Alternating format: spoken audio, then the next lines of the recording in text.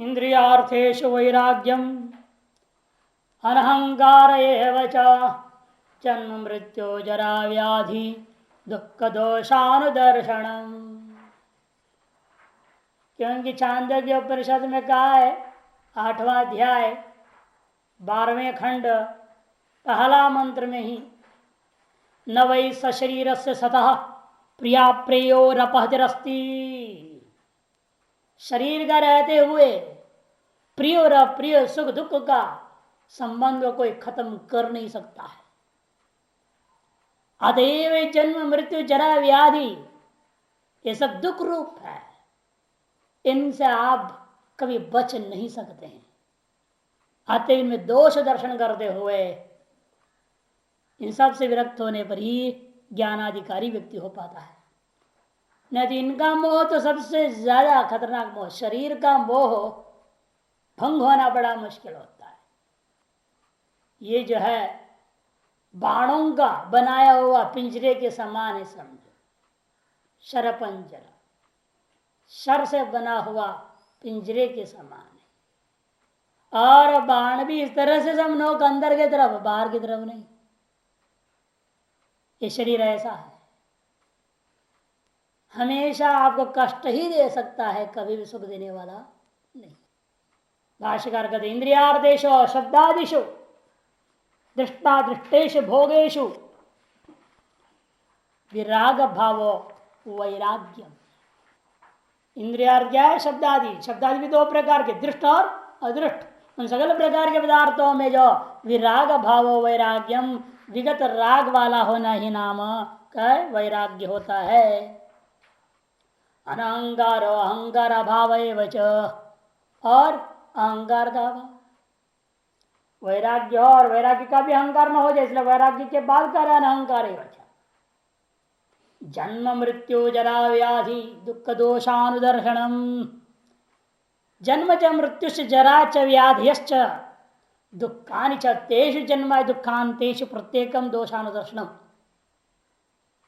जन्म मृत्यु जरा व्याधि और दुख, इन सभी में, जन्म से लेकर दुखांत तक सभीयों में, प्रत्येक में दोष का अनुदर्शन करना। क्या दोषानुदर्शन करना है? भाष्यकार समझा रहे, जन्मनी, जन्म के विषय में ऐसा दोष चिंतन करो। गर्भवास योनि द्वारा निस्सरणम दोष। गर्भवास सबसे बड़ा दोष है, उसका चिंतन करो। और इस योनि द्वारा बाहर जो आते हैं उसका स्मरण करो। ये दो दोष भयंकर दोष है जन्म का, ताकि वैराग्य दृढ़ हो जाए, विवेक जग जाए और ब्रह्म चिंतन में मन लग जाए। दोबारा वो चीज जाना पड़े, सुन के जैसे होता है ना, एक बार मास्टर ने पीट दिया भयंकर, तो दोबारा स्कूल के नाम पे बच्चा काम है, मास्टर दिखता है उसको पीटने वाला, है नहीं, डरता है बच्चा। दोबारा वहां जाऊंगा, दोबारा पिटाई होगा। तो उसी प्रकार आपको भी यदि उस गर्भवास और योनि निस्सरण, ये दोनों घटनाएं ये सम्यक स्मृति में होता तो दोबारा वहां जाने की सोचते नहीं। इनकी अगर विस्मृति हो गई ना वहां की वास्ता और निस्सरण का, दोनों की विस्मृति के वजह से दोबारा वहां जाने पे निर्लज्जता पूर्वक आदमी चले जाने को तैयार है, बारंबार जा रहा है। कई होते लोग, विद्यार्थियों में भी जितना भी कोई इतने निर्लज्ज होते हैं, उन्हें कहे कोई असर ही नहीं करता। बल कहते हैं सामाजिक का स्वभाव तो बोलते रहेंगे, हमें अपने जो करना है करेंगे, काम चलाना है, जैसे जैसे करो, अब निकलो, अब लक्ष्य पूरा कर लो बस। ऐसे निर्लज्जों को कहाँ सुधार होना है, कहाँ उद्धार होना है? ना सुधार होगा ना उद्धार होगा, दोनों ही नहीं हो सकता। और नियम ही होता है, शास्त्र में क्या कहता है, ऐसे दुर्जनों से बहुत सतर्क करना पड़ता है ना। दुर्जनम प्रथम वंदे सज्जनम तदनंतरम, उन्हें खुश रखनी पड़ती है। जो सज्जन हो तो अपने है ही है, उन्हें खुश रखने क्या जरूरत है। इन दुर्जन को तो खुश रखना पड़ता है, वो ठीक ठाक रहे, नहीं तो बिगाड़ने वाले होते हैं ना ज्यादा। इसे कई बार हमें उन लोगों का समर्थन करना पड़ जाता है, ठीक है वही ठीक है, तुम लोग शांत रहो, चुप रहो, बदमाशी ठीक है बोलना पड़ता है। ऐसे नहीं करेंगे तो बिगड़ेगा ना, और सज्जन तो अपने हैं ही हैं, और समझ लेंगे और चुप हो जाएंगे। व्यवहार ऐसा करना पड़ता है कई बार, और अंदर से ही रहती कि कब एक दुर्जन चला जाएगा, जल्दी जल्दी इसके पाप की घड़ा भर जाए, जल्दी यहां से निकल जाए, ये आदमी चाहता है। अब भगवान करते भी लीला। तो व्यवहार को समझना बड़ा कठिन होता है। इसीलिए कारण क्या है, पूर्व दोषों की स्मृति नहीं ना। यदि गर्भवास की स्मृति होती, यदि योनि निसरण की स्मृति होती, किस तरह से निकले हैं हम, तो दोबारा उसके प्राप्ति की इच्छा कभी नहीं हो सकती है, बल्कि उसके स्मरण से घबराहट होएगा और दोबारा उसको न प्राप्त करने के साधन को ढूंढेगा और ज्ञान मार्ग में प्रवृत्त होगा, ताकि वह साधन यही है और कोई रास्ता है नहीं। जन्म मरण के चक्कर से छूटने का रास्ता आत्मज्ञान के लिए दूसरा नहीं है। वो अपने आप इस साधन में लगेगा। इसलिए भाष्कर करे उसमें दोष दर्शन करो आप। तस्य अनुदर्शनम आलोचनम, उसका अनुदर्शन करने का मतलब क्या, उसका चिंतन करना। छांदोग्य उपनिषद की समाप्ति में शब्द आया मास्म लिंदु अभिगाम, मास्म लिंदु अभिगाम आदत्कम। कैसे बिना दांतों वाला है वो विचित्र लिंदु, मुलायम मांस पिंड है जिसे आदमी निकलता है, और वह बिना दांतों वाला है, वो खतरनाक और जीवन को दुख देने वाला है, जन्म देता है। वह मुझे दोबारा प्राप्त न होवे, मुझे दोबारा प्राप्त न होवे, ऐसा दो बार प्रार्थना करके छांदोग्य उपनिषद समाप्त होता है। पूरी उपनिषद पढ़ा करके अंत में कह रहे हैं मास्म लिंदु अभिगाम, मास्म लिंदु अभिगाम, दोबारा मुझे वह योनि को प्राप्त न होना पड़े। भूमा विद्या हो गई, तत्वमसि महाविद्या हो गया, सारा विद्या के बाद लास्ट में करेगा। क्योंकि श्रुति भी जानती है सारा उपनिषद सुनने के बाद में आदमी तो जाएगा उसी योनि में, और कहां जाना है। क्या अनुभव तो करना कोई नहीं चाहता। वेदांत श्रवण के बाद में मन निध्यासन कौन चाह रहा है। श्रवण भी पूरा किए बिना गुरु बनने के चक्कर में रहते हैं लोग। और श्रवण पूरा करें, फिर मनन करें, निध्यासन करें, मुक्ति पावे, कहां लक्ष्य, किसी का लक्ष्य है। मुमुक्षुता नाम की चीज ही नहीं। इसलिए भाष्यकार बिल्कुल ठीक कहा है ना, दुर्लभम त्रयमेव तद्दैवानुग्रहेतुकाम, है ना, मनुष्यत्म मुमुक्षुत्म महापुरुष संश्रय।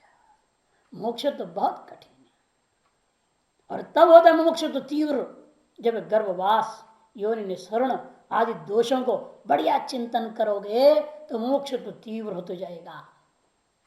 तथा मृत्यु दोषानुदर्शन, इसी प्रकार मृत्यु में भी दोषानुदर्शन करना है।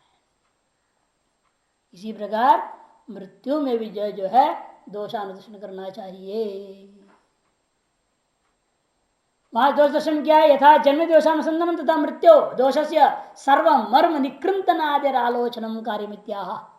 सकल मर्म प्रदेशों का तोड़ होना, वहां से प्राण का निकलना। जैसे कल बताया ना, बैल गाड़ी से चीखते हुए चलता है, वैसे अंदर से जब निकलता है प्राण हर जोड़ से हर जगह से ऐसा चीख होता है, ऐसा दर्द होता है, आदमी अंदर से चिल्ला रहा है लेकिन बाहर बोल नहीं पाता है।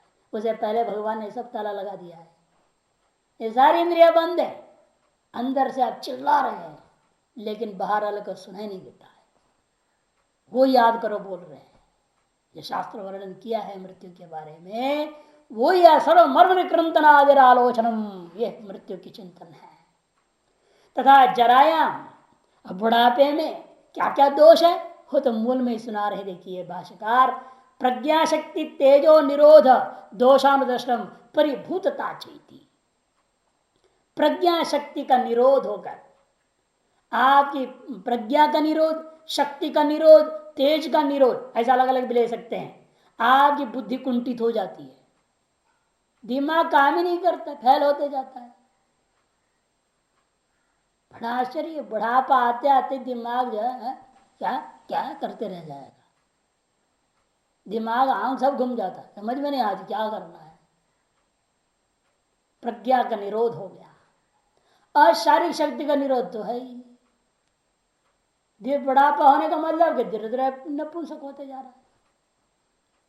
और कहते तेज का निरोध हो जाता, सारा तेज उतर जाता है, सारा जो चर्बी चढ़ा हुआ है मोटा तगड़ा रहता है, धीरे धीरे सब झुर्रियां पड़ने लग जाती है, सारे सफेद हो जाता है, पीला पीला पड़ जाता है। तेज का निरोध हो, इन सारे दोषों का चिंतन करना चाहिए। इतना ही नहीं, एक और सबसे भयंकर चीज क्या है बुढ़ापे में, परिभूतता। सब आपको दबा देते। आप सड़क पे जा रहे, जवान धक्का मार के चल देगा, बुढ़ा गिर जाए कोई मतलब नहीं, है नहीं। सब जैसे परिभव ही परिभव है, घर में भी डांट डपट सब होते रहता है। आप इसको जानना है तो विदुर का प्रवचन सुनो, धृतराष्ट्र को जो भागवत में शुरू में आया। विदुर कहता है शर्म नहीं तुमको बुढ़े, कुत्तों के जैसे पल रहे हो इस युधिष्ठिर के दरबार में। भीम तुमको कुत्ते से टुकड़े फेंक जाते वैसे तुमको रोटी दे जाता है। यहाँ जिन पर तुमने इतना न्याय करते रहा, आज उनके हाथ के टुकड़े खाए, शर्म नहीं देखो। एक से एक ऐसा ऐसा बात बोलता है, धृतराष्ट्र का दिमाग घूम जाता है। फिर समझ में आते हम कहाँ हैं, ऐश भोग रहे हैं राज दरबार में, कितने गलत काम। तुरंत रातों रात गायब हो जाते, भाग जाते पत्नी को लेकर के। वैराग्य तभी होती है, कोई भी देने वाला चाहिए, इंजेक्शन देने वाला चाहिए कोई ढंग का। लेकिन इंजेक्शन सहन नहीं होता, भाग जाते तो क्या करें। इंजेक्शन नहीं सहन नहीं होता है। अहंकार को तोड़ना इतना आसान नहीं है। अहंकार पर चोट जब लगती है तो आदमी तिल मिला जाता है, और गुरु का काम है अहंकार को तोड़ना। इसे गुरु को चेलों से बदनामी भी सहन करनी पड़ती, चेलों से सारा जो सहन, चेले गुस्से भी हो जाते, चेले सब कुछ हो जाते, लेकिन समझते नहीं गुरु को क्या है, सब सहन करता है, उसको कोई फर्क तो पड़ता है। लेकिन नुकसान किसका है, उसी चेले का नुकसान होता है जो अपने अहंकार को मिटने नहीं दे रहा, खुद को पकड़ रखा है जबरदस्ती। गुरु छुड़ाना चाह रहा है, इन चेला छोड़ना नहीं चाहता है। वो हाल है चेले का जो कंबल का हाल है, कंबल की कहानी है ना, वही हाल। अब कंबल छोड़ना नहीं चाहता है। पहले एक कंबल छोड़ना चाहता था, लेकिन बाद में कंबल उसे नहीं छोड़ना चाहता है। वही दुर्दशा है।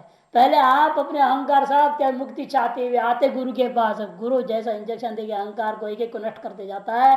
अंत में पहले सब सहन कर लेता है, सारा चीज मान अपमान सब सहन करता है चला, लेकिन जब अहंकार को तोड़ेंगे तब वो अहंकार को छोड़ता है। समस्या ये हो जाती, इसलिए कहते हैं हाँ कि परिभूतता चाहिए, इसकी भी चिंतन करना चाहिए। तथा व्याधिशु शिरोरोगादिशु दोषानुदर्शनम, इसी व्याधियों में जैसे सिर दर्द हो रहा है, पेट दर्द हो रहा है, गैस हो रहा है, नहीं अनेक चीजें होते रहते हैं, इनमें दोष देखो तब इनसे वैराग्य होगा, इससे मोह छूटेगा। मोह कहां से छूटना है इससे। तथा दुखेशु आध्यात्म अधिभूत अधिदैव निमित्तेशु, इसी प्रकार दुखों में भी अनेक प्रकार दुख आपको आ रहे हैं। क्या आध्यात्मिक दुख, आदि दैविक दुख, आदि भौतिक दुख आ रहा है। आदि भौतिक दुख, ठंड लग रही है, परेशानी टुटुर रहे हैं, कभी इधर आग ताप रहे, कभी कुछ कर रहे, कभी कुछ कर रहे, है या नहीं।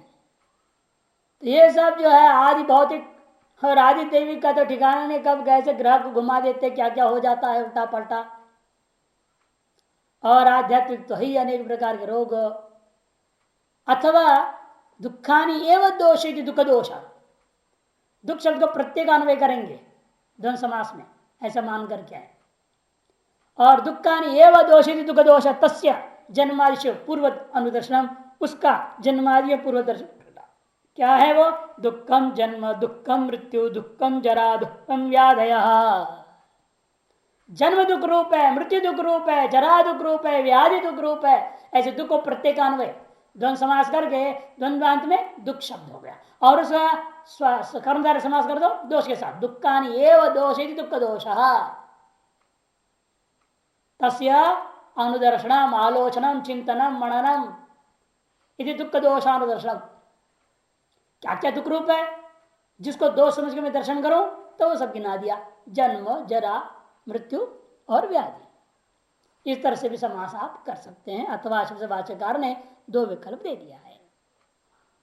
भाष्यकर दीपिकाकार विष्णु पुराण के श्लोक दिए देखो। आध्यात्मिक आदि मैत्रेय जात्वा तापत्रय बुध उत्पन्न ज्ञान वैराग्य प्राप्नोत्यात्यंतिकम लयम। आध्यात्मिको वै द्विविध शारीरो मानस तथा शारीरो बहुविर्भेदैर्विद्यते श्रूयतांच सह शिरोरोग प्रतिश्याय ज्वरशूल भगंधरैः गुल्मार्ष श्वास स्वयुच्छर्द्यादि भिर अनेकधा तथा क्षीरोगातिसार कुष्ठांगमय संचिकैः भितिते देहजस्तापो मानसं श्रोतुमर्रसी काम क्रोध भय द्वेष लोभ मोह विषादजः शोकासूया अवमान ईर्ष्या मात्सर्यादि भवस्तथा मानसोपि द्विजश्रेष्ठ तापो भवति नैकधा इत्यं आदिकैर्भेदै तापो ह्याध्यात्मिक स्मृतः। मृग पक्षी मनुष्याध्यै पिशाचोरग राक्षसैः सरीसृपाद्यैश्चन्द्रणां जन्यतेच्छादि भौतिकः शीतोष्णवातर वर्षांबु विद्युदादि समुद्भवः तापो द्विजवर श्रेष्ठ कत्तेच्छादि दैविकः गर्भ जन्म जरा ज्ञान मृत्युन्नारकजं तथा दुःखं सहसशो भेदैर्भिद्यते मुनि सत्तम सुकुमार तनुर्गर्भे जंतुर्भौम बहुमलावृते उल्ब संवेष्टितो भग्न पृष्ठग्रीवास्थित ग्रीवास्ति संहति अत्यम्ल कटु तीक्ष्णोक्ष्ण लवणैर्मातृभोजनैः अतीतापीभिर् अत्यर्थम वर्धमानातिवेदनः प्रसारणा कुंचनो आदेर नांगानां प्रभुरात्मनः शक्रन्मूत्रं महापंको शायी सर्वत्र पीडितः निरुच्छ्वास सचैतन्य स्मरन् जन्म शतान्यथ आस्ते गर्भेति दुखेन निज कर्म निबंधन इत्यादि बहुत सारे श्लोक दिए हैं। आध्यात्मिक आदि विभिन्न प्रकार की जो दुख का स्वरूप का वर्णन बहुत सुंदर विस्तार रूप में समझा दिया। शारीरिक दुख भी दो प्रकार का है, जो है आध्यात्मिक, एक शारीरिक के दूसरा मानस है। शारीरिक में भी अनेक प्रकार की गिना दिए हैं, मानस में अनेक प्रकार का बता दिया, जिसमें अब स्पष्ट कर दिया यहाँ पर इन्होंने कि क्या क्या होता है जिस मानस में। तो मानस में कौन से? काम क्रोध भय द्वेष लोभ मोह विषाद, ये सब मानस है। और ईर्ष्या शोक असूया अवमान ईर्ष्या मात्सर्य आदि से जन्य होता है मानस दुख। शारीरिक तो शिरोरोग है, प्रतिशाय है, ज्वर है, शूल भगंदर गुल्म अर्शस श्वास स्वयुथ सर्दी आदि भी अनेक प्रकार का। इसी प्रकार से आंख का रोग है, अतिसार है, कुष्ठ है, अंगमय, ये सब कुष्ठांगमय संचिक ही अनेक भेदों से तो शारीरिक ताप होता है। और आध्यात्म आदि भौतिक में मृग पक्षी मनुष्य आदि पिशाच उरग राक्षस सरीसृप में सांप इत्यादि मनुष्यों के को अनेक प्रकार का दुख जो होता है आदि भौतिक है। आदि दिग में ये उसको भी ले लेना। आदि दिग में गर्म ही ठंडी बारिश वात सारा शीत उष्ण वात वर्षा अंबु विद्युत आदि से उत्पन्न ये सब आदि दैविक है। हर गर्भ का वर्णन वही सब कर रहे हैं जो बता चुका हूं। इस प्रकार से अनेकों चीजें हैं यहाँ। दुख न जिसलिए दुख निमित्तत्वात् जन्मादि दुखम, खरे जन्मादि तो दुख रूप नहीं है ना, ये दुख का निमित्त होने से जन्मादि को भी दुख कह दिया जाता है। कारणकारी अभेद, दुख का कारण कौन है? जन्मादि। इसलिए कार्य भी तो दुख के साथ कारण तो जन्मादि निमित्त निमित्त को लेकर के अभेद करते हुए कह दिया जन्म एवं दुखम कह दिया। वैसे दुख निमित्त जन्मादि दुखम न पुनः स्वरूपेण दुखम इति भाष्य में स्पष्ट कर रहे हैं। दुख का निमित्त होने से जन्मादियों को भी हमने दुख शब्द से कह दिया, वास्तव में स्वरूपतः जन्मादि दुख रूप नहीं है। दुख का निमित्त होने से उनको भी दुख शब्द से कह दिया जाता है। एवं जन्मायु दुख दोषान दर्शन देहेन्द्रिय विषय भोगेशो वैराग्यम उपजायते। इस प्रकार से जन्मादियों में दुख दोष का दुख रूपी दोष का चिंतन करने से देह इंद्रिय विषय भोग सभी में सम्यक वैराग्य उत्पन्न हो जाएगा। जब वैराग्य इन सब से उत्पन्न हुई, इनके लिए प्रवृत्ति आपकी नहीं होगी, इन्हें संभालने में प्रवृत्ति नहीं होगी, इनका पोषण में भी प्रवृत्ति नहीं होगी, किंतु क्या होगा? तथा प्रत्येगात्म प्रवृत्ति से तब आपके चित्त की सारी वृत्तियां प्रत्येगात्मा की ओर चल पड़ती हैं, आप अंतर्मुख हो जाएंगे। कर्णानाम आत्मदर्शनाय, क्योंकि इन सकल कर्णों का भी स्वरूप है, अधिष्ठान होता है, उसका दर्शन करने के लिए आप अंदर की ओर प्रवृत्त हो जाएंगे। एवं ज्ञान हेतुत्वात्, इसे ज्ञान का साधन होने के नाते इनको भी ज्ञान शब्द से कहते ज्ञान उच्यते। जन्म दुख दोषानुदर्शनम, जन्म आदि दुख दोषानुदर्शन को भी ज्ञान शब्द से कह दिया, क्योंकि यह भी परंपरा ज्ञान का साधन है। कि दोषानुदर्शन से वैराग्य हुआ, वैराग्य से अंतर्मुख हुए, अंतर्मुख होने से इन करणों का सर्वभूत आत्मा का जो चिंतन हुआ, वहां से आपको अनुभूति हो गई, मोक्ष प्राप्ति होती है। इसीलिए वह ज्ञान का साधन होने से ज्ञान शब्द से कह दिया गया। असक्ति रनभिष्वंग पुत्र दारगृह आदिशु नित्यंच समचित्तत्वम् इष्टानिष्टोपपत्तिषु। कहते आसक्ति रनभिष्वंग, आसक्ति ही शक्ति का भाव, आसक्ति का भाव, अनभिष्वंग अभिष्वंग का अभाव। किनमें? पुत्र दार गृहादिश, पुत्र पत्नी घर आदि। आसक्ति और अभिष्वंग का अर्थ क्या होता है? आसक्ति सामान्य प्रीति और अभिष्वंग विशेष रूप से चिपट जाना। अभित श्वंग हो गया, आलिंगन कर दिया, उसी में चिपक गया, मैंने अधिक जो है घनिष्ठ प्रीति, अत्यंत प्रेम, जिसके बिना ऐसा लगता वो मर ही गया, एक क्षण ना दिखाई दे। जैसे अजामिल को था ना, अजामिल को अपने पुत्र जिसने पर नारद जी ने नारायण नाम रखवा दिया था, तो उस पुत्र के देखे बिना एक क्षण नहीं रह सकता था। हरदम थोड़ा से नारायण नारायण नारायण ढूंढते रहते थे, कहाँ है वो। इसलिए मौत के समय भी उसको अपना पुत्र दिखाई दिया, नारायण नारायण बोला। पुत्र में अत्यंत आसक्ति, उसका नाम अभिष्वंग। सामान्य प्रीति आसक्ति और विशेष प्रीति अभिष्वंग, दोनों नहीं होना चाहिए इन चीजों में। पुत्र सामान्य रूपेण पत्नी से भी ज्यादा पुत्र में प्रेम होता है, दोनों को, जोड़े को, पति पत्नी दोनों को। एक दूसरे के प्रति इतनी प्रेम नहीं होती जितना पुत्र के प्रति होती है। अब पुत्र के लिए दोनों लड़ जाएंगे, इसीलिए है नहीं। इसलिए कहते हैं पहला पुत्र को लिया और उसके बाद दारा पत्नी। इस संसार में दो ऐसी चीजें हैं जिसके पीछे आदमी लगा हुआ रहता है, सारा जिंदगी खो देता है। अनादिकाल परंपरा ब्रह्मा ने ही कहा ना, सबसे पहले जाया में स्यात्, कल कहा उसने, स्वकामयत जाया में स्यात् पुत्रम में स्यात्।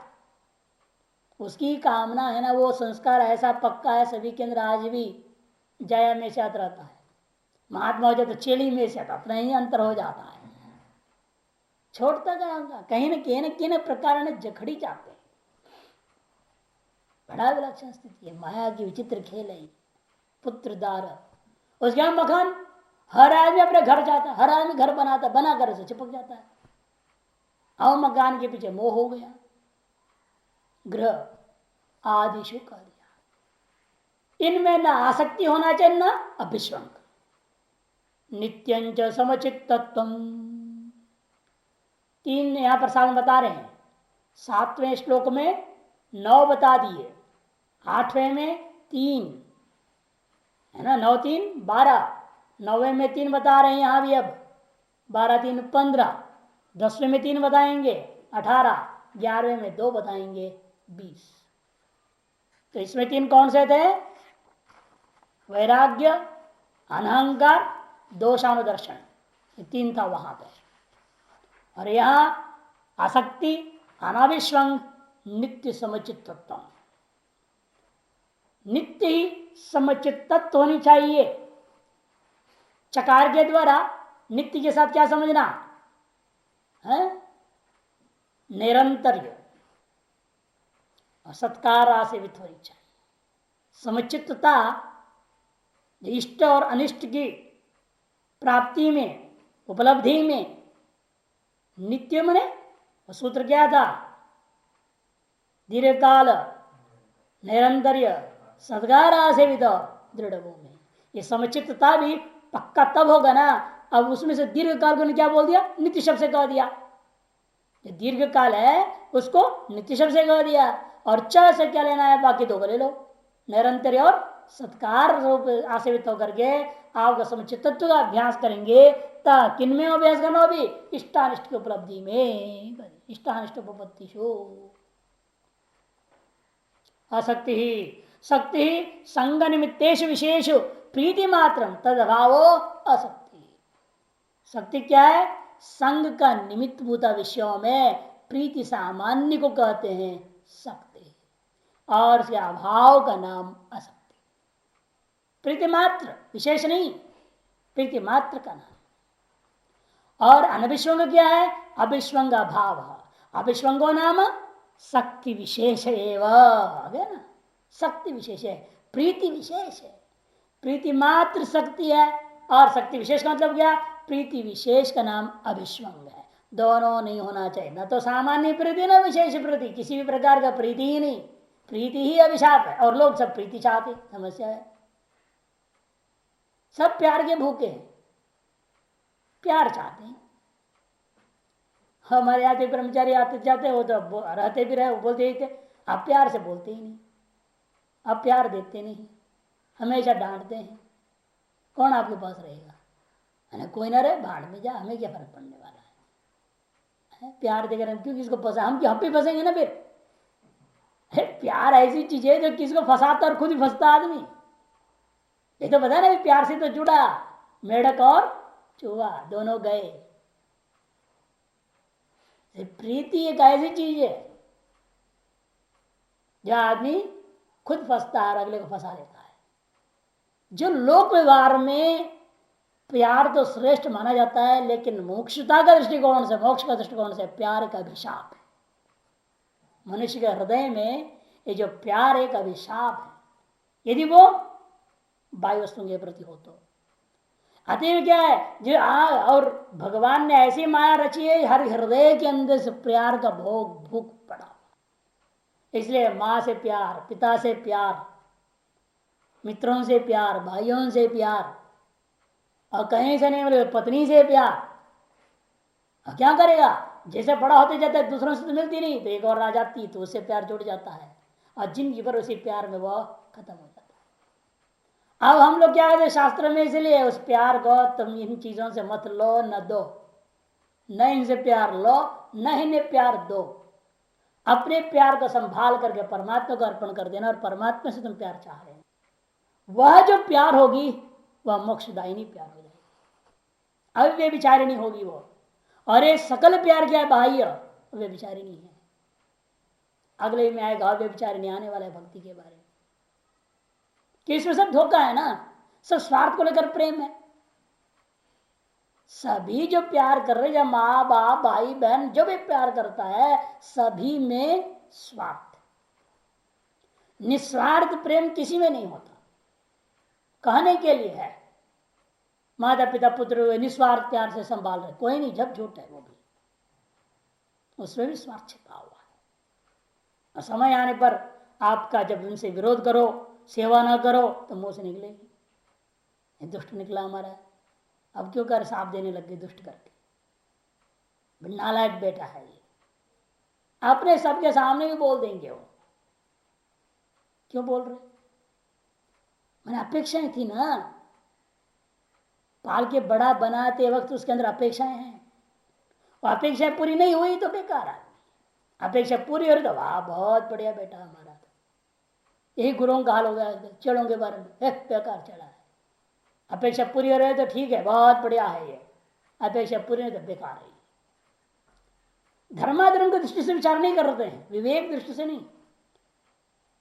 चाहे आपकी जितने भी स्वार्थ सिद्ध हो रहे, यदि व्यक्ति अधर्म कर रहा है तो उसको टेक आउट कर,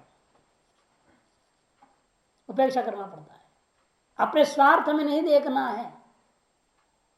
यदि शिष्य अधर्म करता है उसको काट दो, रागद्वेष पूर्वक नहीं, उपेक्षा पूर्वक।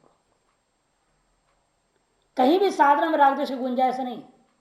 साधना क्या कहा, मैत्री करुणा मुदित उपेक्षा, चार चीजें, मैत्री करुणा मुदित उपेक्षा, नहीं, राग द्वेष का कहाँ स्थान रहा के साधना में? एक साधक को इस दृष्टिकोण से व्यवहार करना पड़ता है। समान में मैत्री, स्व से निम्न स्तर वाले में करुणा, स्व से उत्कृष्ट स्तर वाले साधकों में मुदित, और तीनों से बहिर्भूत को उपेक्षा। ये साधक का लक्षण होता है।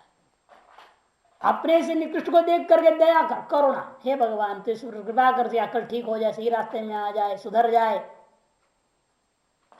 उस पर करुणा करनी है। अपने से उत्कृष्ट के साथ मुझे देख के खुश हो जाओ, अनेक जन्म की साधना है, इतना आगे बढ़ रहा है, बहुत अच्छा हो रहा है, भगवान इसी तरह से हम पर भी कृपा करे, मुदित होना है। स्व समान के साथ मैत्री, और इन तीनों से बाहर है, ना अपने से उत्कृष्ट साधक है, ना अपने से निकृष्ट साधक है, ना अपने बराबरी साधक है, अर्थ साधक ही नहीं है, भोगी है, अर्थार्थी है, विद्यार्थी नहीं है, उसे क्या करना पड़ेगा? उपेक्षा। जो उन्मार्गी है, कुमार्गी है ना, उन लोगों को उपेक्षा करना, इस दृष्टिकोण से व्यवहार करना चाहिए। भले अगला कुछ भी समझे, लेकिन आपका अपना दृष्टिकोण स्पष्ट होनी चाहिए। धर्म और अधर्म के आधार पर इन चार विभागों को समझते हुए साधना व्यवहार करना पड़ता है साधक को। इसलिए उनका कहना है यहां कि भाई ये जो अभिष्वंग है वह शक्ति विशेष एवं अनन्य आत्म भावना लक्षण। और प्रेम विशेष क्या है? वो कहते अनन्य आत्म भावना कर लेना। अनन्य आत्म भावना करने का मतलब क्या? यथा अन्यस्मिन् सुखिनी दुखिनी आमेव सुखी दुखी च। ये सोच रहा है ये बेटा चाहे सुखी है तो मैं सुखी हूं, बेटा दुखी है तो मैं दुखी हूं। अन्यस्मिन् सुखी दुखी वा आमेव सुखी दुखी च। जीवति मृत्य वा अन्यस्मिन्, अगले का जीने मरने पे, वा अहमेव जीवा में मरीषा में चीती। अगला जिंदा है तो मैं जिंदा हूं, अगला मर गया तो मैं मर गया, अरे बेटा मर गया तो मैं मर गया, चलाते लोग। मन इस पुत्र के साथ ऐसा विशेष प्रेम है, पत्नी के साथ ऐसा विशेष प्रेम है कि उनके साथ अनन्य भाव हो गया, जिस प्रकार से इस प्रकार का कि उसके जीने पर अपना जीना, उसके मरने पर अपना मरना, उसके सुख पर अपना सुख, उसके दुख पर अपना दुख इत्यादि मानता है। यह अभिष्वंग है। अभिष्वंग की व्याख्या कर रहे भाषा, ये नहीं होना चाहिए साधक के अंदर, वो अनभिष्वंग है। ये होना चाहिए क्या? मर जाए मर जाए, भला हो गया, एक हेडेक टल गया, ये होना चाहिए। एक उपाधि गई, क्या फर्क पड़ना है, और उपाधियां आएंगे जाएंगे, संसार में नियम है, वासा से जीर्णानि यथा विहाय, है ना, हरे जाने क्या फर्क पड़ना है। आगमापायनो अनित्य, इसलिए इनमें अभिष्वंग या आसक्ति दोनों ही गलत है। किसी के प्रति भी आसक्ति नहीं, किसी के प्रति भी अभिष्वंग नहीं होना चाहिए। कोई क्या कहा नहीं होना चाहिए? तो पुत्र दार गृहादिशु नहीं होना चाहिए। पुत्र दारा गृहादिशु, पुत्रेशु उदारेशु गृहेशु आदि ग्रहणाद अन्येषु अपि अत्यंत इष्टेशु दास वर्गादिशु। अन्य भी जो अत्यंत इष्ट है आपके लिए, दास सेवक लोग आदि, दास वर्ग माने सेवक आदि गण, नौकर चाकर, किसी के भी विषय में मोह ममता नहीं करनी चाहिए। मोह वही आसक्ति है, और ममत्व आ जाए उसका, अपने अभेद करने लग गए, वो अभिष्वंग हो जाता है। और कहते हैं तच्च उभयाम ज्ञानार्थत्वात् ज्ञान उच्यते। यह दो साधन भी ज्ञान की प्राप्ति में उपयोगी होने के नाते उसको भी ज्ञान शब्द से कह दिया जा रहा है। नित्यंज समचित्तत्वाम, तुल्य चित्तता, और सभी चीजों के प्रति तुल्य चित्तता बनाए रखना है, समान चित्त बनाए रखो। किन किन में? इष्टानिष्टोपत्तिशो, इष्टानाम अनिष्टानांच उपपत्तयः संप्राप्तयः तासु इष्टानिष्टोपत्तिशो नित्यम एव तुल्य चित्तता। इष्ट पदार्थों के और अनिष्ट पदार्थों की उपपत्ति का तात्पर्य युक्ति नहीं लेना, संप्राप्ति, उपलब्ध होने पर। इष्ट की उपलब्धि हुई, अनिष्ट की उपलब्धि हुई, जो भी चीज उपलब्ध हो जाए इन सभी में समचित्तता, तुल्य चित्तता बनाए रखना। और वे कब? एक दो मिनट के लिए नहीं रहना, बाद में द्वेष में आ जाओ, राग में आ जाओ, ऐसा नहीं। तो नित्या दीर्घ काल तक निरंतर, निरंतर भी हो भी दीर्घकाल भी हो, निरंतर भी हो, और पूरी सत्कार के साथ। शास्त्र कह रहा है ऐसे ही हमें रहना है, इसलिए ऐसे ही रहना है। उससे अपना कोई स्वार्थ सिद्ध हो रहा है नहीं हो रहा है, कोई हानि भी हो जाए कोई मतलब नहीं, उसमें भी हमारा समुचितता होनी चाहिए। लाभ और हानि में भी समुचितता। मान अपमान कृत्वा समय कृत्वा लाभा लाभौ जया जय, सुख दुख के समय कृत्वा वहां भी कहा समत्वम योग उच्चते, वही समता दृष्टि, तुल्य चित्तता, समुचितता संप्राप्त। इसलिए में तुल्यचित्ता इष्टोपतिशो न हृष्यति न कुप्यति जन इष्टोपतिशु कारण इष्ट की प्राप्ति होने पर हर्षित नहीं होता, अनिष्ट की प्राप्ति और क्रोध आदि नहीं करता। तच्चेतत् नित्यम समुचितम ज्ञानम भवदे, वह यह जो नित्य समुचितता भी ज्ञान का साधन होने से ज्ञान शब्द से कह दिया गया है। किंच इतना ही नहीं, मयि चानन्य योगेन भक्तिर्व्यभिचारिणी विविक्त देश सेवित्वम अरतिर्जन संसदी। यहां भी तीन बता रहे हैं। अनन्य योगेन अव्यभिचारिणी भक्ति एक, विविक्त देश सेवित्वम दो, अरतिर्जन संसदी तीन। और 9 3 3 3 है ना, 18 हो गए। और अगला श्लोक में 2 आ जाएगा, 20 हो जाएगा। मई चानन्य योगेन अव्यभिचारिणी भक्ति, मुझ में अनन्य योग के साथ द्वारा अव्यभिचारिणी भक्ति करनी चाहिए। व्यभिचारिणी क्या चीज है वो समझेंगे तब तो अव्यभिचारिणी समझ में आएगी उसका भाव, है ना। से व्यभिचारिणी का लक्षण समझो पहले। भावम यया प्रगुणम विभक्ति प्रीत्या समाश्रित चापर दैवतानी साजारिणी कुलवधूरिव गर्हणीया भक्तिर्बुधैरभिहिता व्यभिचारिणी थी। ऐसी भक्ति का नाम व्यभिचारिणी भक्ति, ऐसे विद्वान लोगों ने कहा है। बुधैरभिहिता व्यभिचारिणी थी। कैसी भक्ति? यया प्रगुणम भाव विवर्ति प्रीत्या, बड़ी प्रीति से मुझ ईश्वर के प्रकृष्ट गुणों की भावना करता है, लेकिन साथ साथ समाश्रित अपर दैवतानी, फिर अन्य देवताओं को भी समाश्रण कर रहा है भेद बुद्धि से।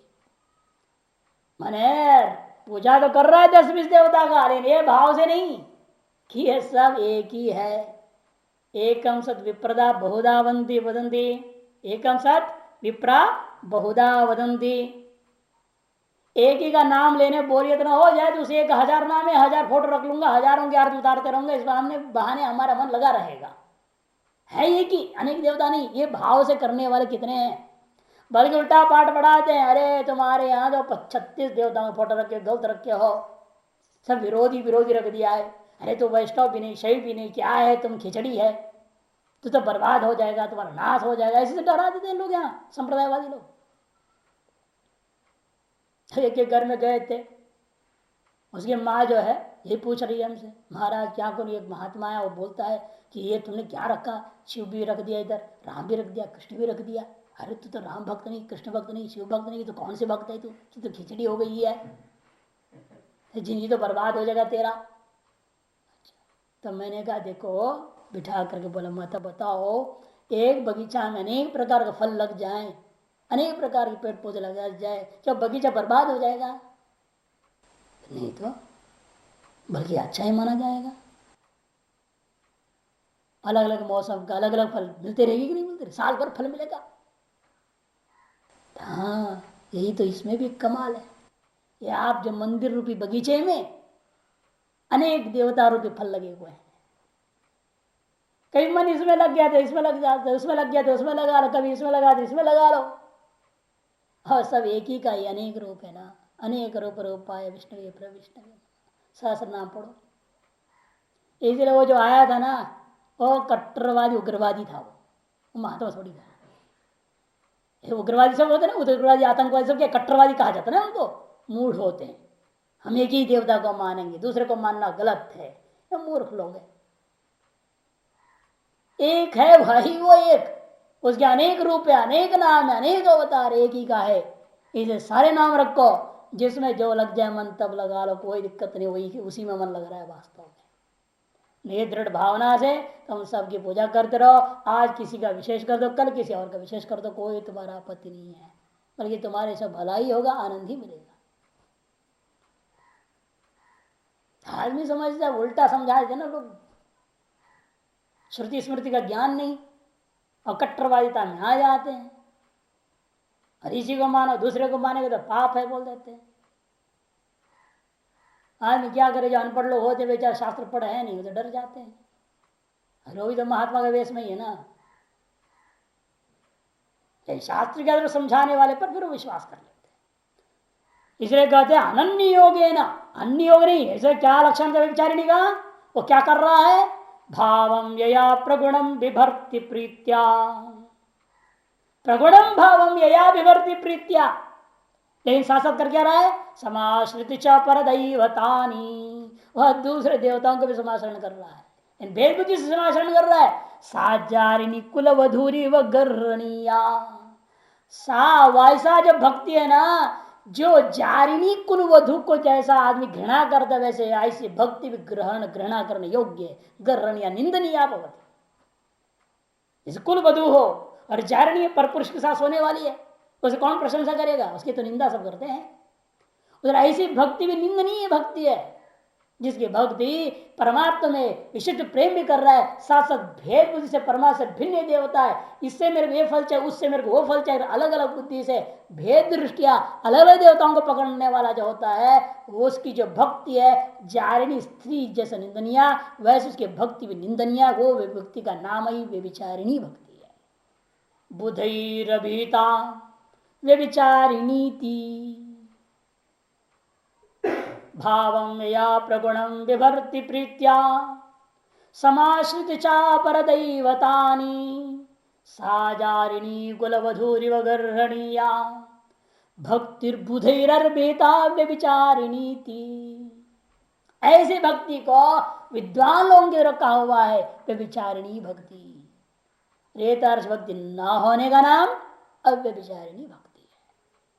अतार्षय व्यभिचारिणी भक्ति को अनन्य योग के द्वारा मुझ में करना है तुमने। अहंग्रोपासना करने का मैं ही आप है, आप ही मैं हूं, यो सौ सोहम अस्मि, यो हम सो अस्ति। ईशावास्य उपनिषद 15 मंत्र में है ना ये, जो वहां है वही यहां, जो यहां है वही वहां है। अभेद, इसको अनन्य योग, अन्यत्व नहीं अनन्यत्व समझना। स्वामी दास भाव नहीं है यहां, उपास्य उपासक भेद भी नहीं है, किंतु अनन्य भाव है। अनन्य योग के द्वारा मुझ में अव्यभिचारिणी जो भक्ति करता है वह भी ज्ञान का साधन है। विविक्त देश से वित्वम, और कहते विविक्त देश से वित्वम, विविक्त देश से वित्वम, एकांत देश में होना। विविक्त देश से वित्वम व्याख्या करेंगे भाष्यकार, और श्वेताश्वर से मंत्र भी नीचे दिया हुआ है, वो सब देखेंगे जब भाष्य पढ़ेंगे। और अरतिर जनसंसदी, ये सबसे बड़ा कमी आजकल जो है, अरतिर जनसंसदी। जन्म ने प्राकृत जन्म लेना, मूढ़ों की सभा में रति सब में है। जितनी हजारों मूढ़ इकट्ठा हो जाए और बढ़िया हम बोल रहे हैं, अपने आप को बड़ा मानता है, अरे इतने लोग 25,000 सब मूढ़, किसी कुछ नहीं आता। 50 लाख भी रहे, क्या फर्क पड़ना है। बोलो हिम्मत है तो विद्वान के सामने, तब पता चले तेरी क्या औकात है। एक बार बताया शंकराचार्य जयंती 1200 साल जब हुई थी, शंकराचार्य जी का मना रहे थे 1988-89 में, 88-89 में। तो शंकर ज्योति निकालने वाले थे जन्म स्थान से लेकर के कालड़ी केरल में, और ट्रक में पूरा घूमते फिरते वाके केदारनाथ उसको विलय करना था, समाधि उनका जहाँ हुई, जहाँ गायब हो गए। अब उस समय जितने मंडलेश्वर लोग, शंकराचार्य, सबको बुला, बहुत बड़ा स्टेज थी, सब बैठे हुए बड़े बड़े पेट वाले, अपने आप को बहुत बड़े विद्वान प्रश्नोत्तर बनिष्ठ मानने वाले लोग, हुआ क्या, वो घोषणा कर दिया सबको संस्कृत में भाषण देना पड़ेगा। बस किसी के पेशाब लग गई, किसी की टट्टी लग गई, किसी का ट्रेन छूट रहा है, किसी का प्लेन छूट रहा है, भागे सबके सब, आज स्टेज खाली होते गया, नाम पुकारने से पहले गायब। किसी को संस्कृत में 2 शब्द बोलने की हिम्मत नहीं, क्या तेरी विद्वत्ता है, क्या वेदांत आचार्य सर्वदर्शनाचार्य दुनिया भर छठ दर्शन भट दुनिया भर लफड़ा लेकर रखते हैं बेकार। महात्मा से एकमात्र काशिकानंद जी और श्रृंगेरी के शंकराचार्य 2 ही लोगों ने बोला और किसी ने नहीं बोला संस्कृत में। और ने कहा संस्कृत में जो नहीं बोला बोलना नहीं, बैठो चुपचाप, माला पहनो, दक्षिणा लो और जाओ यहाँ से। शर्मिंदा हो गए लोगों को सब, क्या महात्मा लोग है, क्या बड़े बड़े विद्वान मठाधीश लोग, 5 मिनट संस्कृत में बोल नहीं सकते। कई आश्रम वाले बाद में अपने आश्रम में बना दे रहे, हमारा आश्रम की भाषा संस्कृत भाषा, संस्कृत बोलने लगे, नियम बना लिए, इतना बस इतना संस्कृत में ही बोलूंगा, अभ्यास करने लग गए। अरे आप करने से क्या फायदा, समय तो बीत गई, अब दोबारा थोड़ी बार सभा होना है, दोबारा तुम थोड़ा बोल नहीं जाना है, जिस दिन बीत गई तो बीत गई हो, अब नियम बनाने से क्या होता। तो ऐसे ऐसे लोग हैं और उनका ऐसी जन संस्कृति में रति खुश होते लोग, उल्टा सीधा प्रशंसा कर रहे हैं। हाँ, ये लक्षण नहीं मोक्ष का, ऐसी जन संस्कृति का न होना ये मोक्ष। जन संसदी, और भाषकर आगे इसमें जोड़ेंगे, इसलिए फिर किस संसद में होना चाहिए, रतिश्च विद्वत संसदी, विद्वानों की संसद में, जिसको रति होनी चाहिए, प्रेम होना चाहिए, ताकि वादे वादे बोधो भी जाए।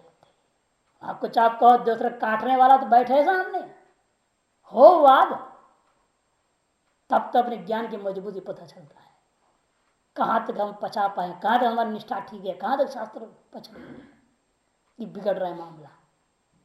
हम मूढ़ों के सामने मैगला के चिल्ला लो, क्या फर्क पड़ना, वो मोक्ष का लक्षण नहीं। इसलिए जन संसदी। तीसरा भाष्य, मयि च ईश्वरे अनन्य योगेन अपृथक समाधिना, देखो अनन्य योग में अपृथक भाव से समाहित होना चाहिए चित्त, अपृथक समाधिना, नान्यो भगवतो वासुदेवात् परो अस्ति, अतः सएव न गतिरित्येवं निश्चिता अव्यभिचारिणी बुद्धि ही।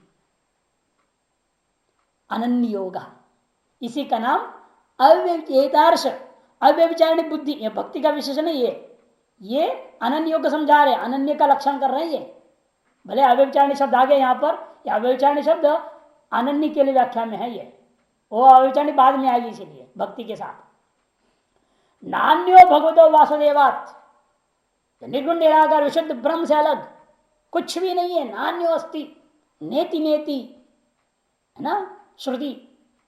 अतः सएव न गति, वही इसलिए हमारा मोक्ष है, वही हमारा परम गति है। इत्यम निश्चिता बुद्धि, ऐसा तो निश्चित होता हुआ कभी भी डमाडोल न होने वाली अव्यभिचारिणी जो बुद्धि है, उसका नाम अनन्य योग है। तेन अनन्य योग के द्वारा। अब भक्ति मने भजनम, भक्ति, भजन का नाम भक्ति। तादृश अनन्य योग का निरंतर सेवन करना, चिंतन करना, मनन करना, निध्यासन करना, उसका नाम भक्ति है यहाँ पे। और वह भी अटूट होनी चाहिए, न व्यभिचारण, व्यभिचारणशीला इति अव्यभिचारण, दोबारा है ना, ये मूलस्थ अव्यभिचारण की व्याख्या, न व्यभिचारणशीला इति अव्यभिचारिणी। और उसका भी व्यभिचार नहीं होना चाहिए, कभी किसको पकड़ रहा है, देवताओं को बदल रहे हैं, कभी कुछ कर रहा है, उसे ढेर बुद्धि से कर रहा है तो नहीं। संप्रदाय लोग बदल रहे हैं तो भाग्य तो छोड़ो, लोग जो है गद्दी पाने के लिए संप्रदाय ही बदल देते हैं, गुरु बदल देते हैं, सब बदलने को तैयार है, क्यों गद्दी मिल रहा है, कोई निष्ठा ही नहीं किसी चीज में उनको। ऐसा नहीं होना चाहिए। साच ज्ञान तादृशी जो अनन्य योग के द्वारा किया गया अव्यभिचारिणी भक्ति का विनाम ज्ञान ही, क्यों ज्ञान का साधन है वो, इसलिए ज्ञान है। विविक्त देश से विविक्त स्वभावतः संस्कारेण व अशुच्यादि भी सर्व व्याघ्रादिश्च रहितो अरण्य नदी पुलिन देह गृहादि विविक्तो देश तम सेवितुम शीलम अस्ति विविक्त देश सेवी तद्भावो विविक्त देश सेवित्वम।